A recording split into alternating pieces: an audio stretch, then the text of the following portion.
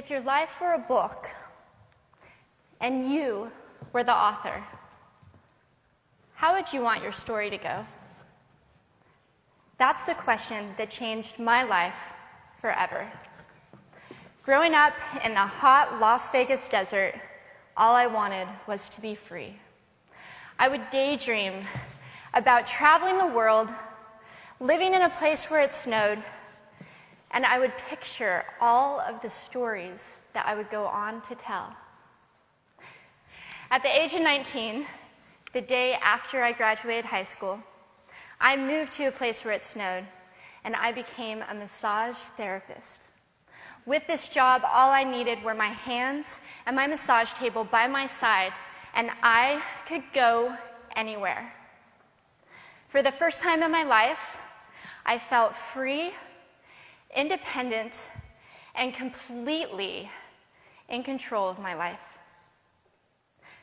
That is, until my life took a detour. I went home from work early one day with what I thought was the flu, and less than 24 hours later, I was in the hospital on life support with less than a 2% chance of living. It wasn't until days later, as I lay in a coma, that the doctors diagnosed me with bacterial meningitis, a vaccine-preventable blood infection. Over the course of 2.5 months, I lost my spleen, my kidneys, the hearing in my left ear, and both of my legs below the knee. When my parents wheeled me out of the hospital, I felt like I had been pieced back together like a patchwork doll. I thought the worst was over until weeks later when I saw my new legs for the first time. The calves were bulky blocks of metal with pipes bolted together for the ankles, and a yellow rubber foot with the raised rubber line from the toe to the ankle to look like a vein. I didn't know what to expect, but I wasn't expecting that. With my mom by my side and tears streaming down our faces, I strapped on these chunky legs and I stood up. They were so painful and so confining that all I could think was, how am I ever going to travel the world in these things? How was I ever going to live the life full of adventure and stories as I always wanted? And how was I going to snowboard again? That day, I went home, I crawled into bed, and this is what my life looked like for the next few months. Me passed out, escaping from reality, with my legs resting by my side. I was absolutely, physically, and emotionally broken. But I knew that in order to move forward, I had to let go of the old Amy and learn to embrace the new Amy. And that is when it dawned on me that I didn't have to be 5'5" anymore. I could be as tall as I wanted.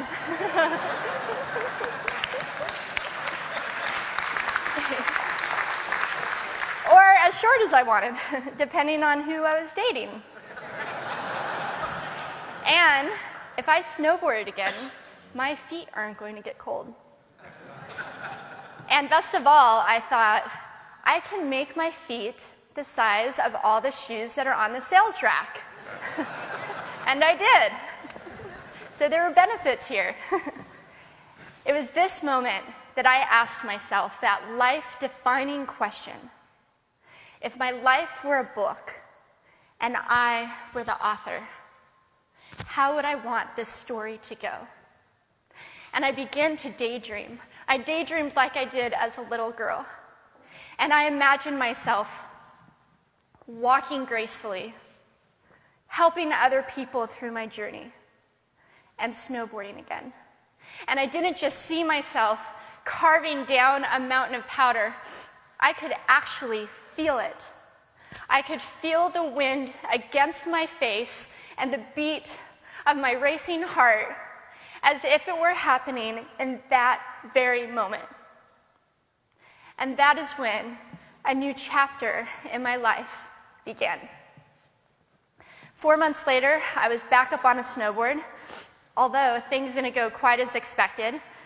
My knees and my ankles wouldn't bend, and at one point, I traumatized all the skiers on the chairlift when I fell, and my legs, still attached to my snowboard,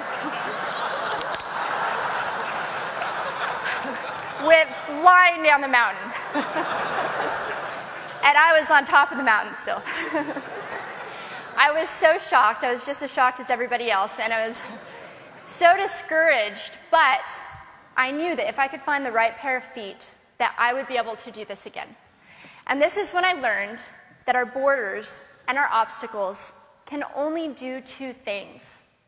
One, stop us in our tracks, or two, force us to get creative. I did a year of research, still couldn't figure out what kind of legs to use, couldn't find any resources that could help me. So I decided to make a pair myself. My leg maker and I put random parts together, and we made a pair of feet that I could snowboard in.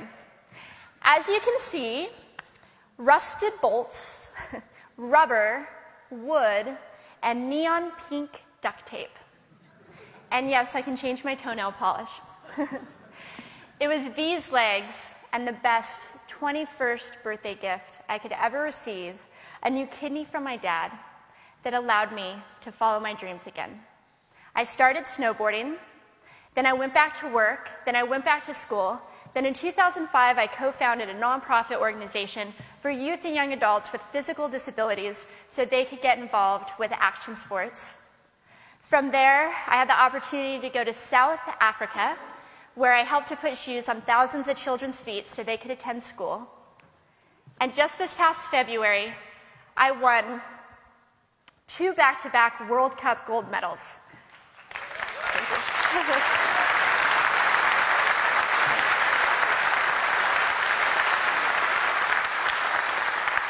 Which made me the highest-ranked adaptive female snowboarder in the world. 11 years ago, when I lost my legs, I had no idea what to expect. But if you asked me today if I would ever want to change my situation, I would have to say no.